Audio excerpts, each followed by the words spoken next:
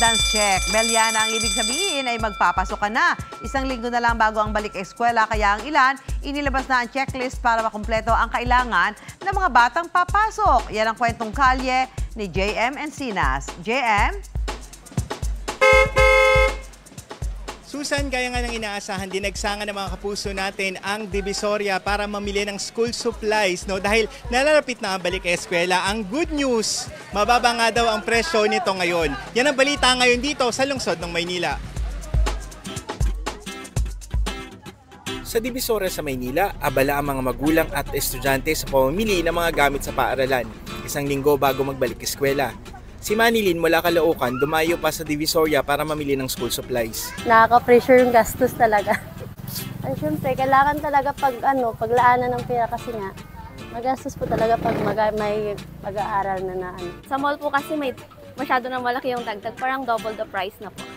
Malaki raw ang kaibahan ng presyo nito kumpara noong nakaraang taon ayon sa tinderong si Amir. Mas mura yung ngayon kaysa last year kasi mas maraming school supply ngayon. Naglabas naman ng Department of Trade and Industry o DTI ng price guide para maging gabay sa pamimili.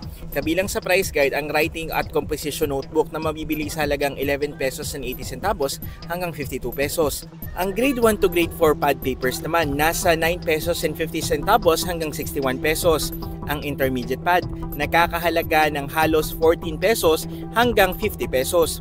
11 pesos naman hanggang 33 pesos ang lapis at 3 pesos hanggang 33 pesos ang ballpen, depende sa rami ng bibilhin. Nagsisimula sa 12 pesos hanggang 200 pesos ang presyo ng Crayola, depende sa dami ng kulay. Sa halagang 250 to 300 pesos, pwede nang makabili ng isang set ng uniform.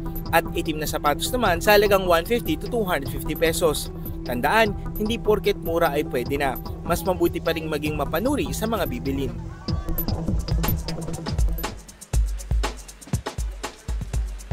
Yan muna ang latest mula dito sa Divisoria, lungsod ng Maynila. Ako si JM Encinas sa ng kwentong kalyeng dapat alam mo. Susan?